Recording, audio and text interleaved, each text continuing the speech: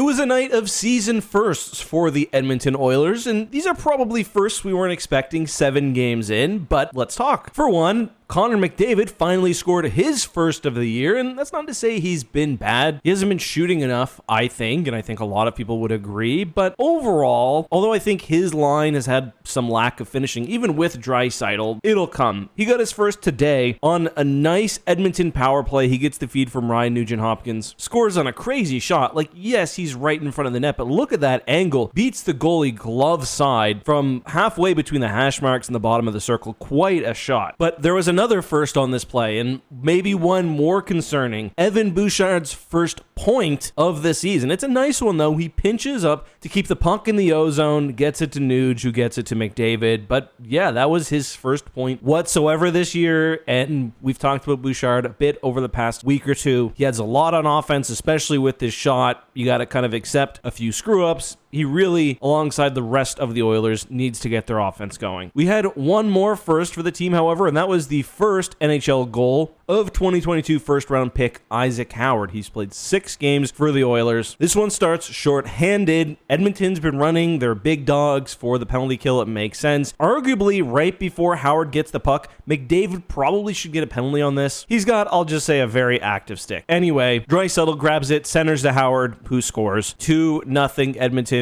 But in the third, Dylan Cousins would score on the power play. I don't really get why Ekholm is playing so close to the wall here, especially down a man, but Cousins basically walks in and wires one. That was only 13 seconds into the period. A minute and a half later, Thomas Chabot blasts one from the blue line, sneaks through. That would tie the game. Overtime was a ton of fun. We saw the McDavid-Draisaitl line out there for like 2.5 minutes. Kind of an interesting sequence which led to the goal. I wish I could grab the replay for this. I can't because Sportsnet Plus doesn't have the game. It's a TSN regional thing, and technically I'm in the Ottawa region even though I'm in Halifax. So unless something's in the replay, which I haven't checked yet, the one they upload to YouTube, I can't grab it. But in overtime, Bouchard launches one. It smokes Allmark in the mask. His mask actually falls off. They call the play dead. He got a loud applause from the Ottawa crowd. I mean, as he should. Takes a lot to stand up to that kind of shot. But interestingly, immediately afterwards, we get just 2 final firsts, and that is the first point of the year from Matt Savoy and the first goal in the first game for Jake Wallman with the Oilers. Anyway, he smokes one.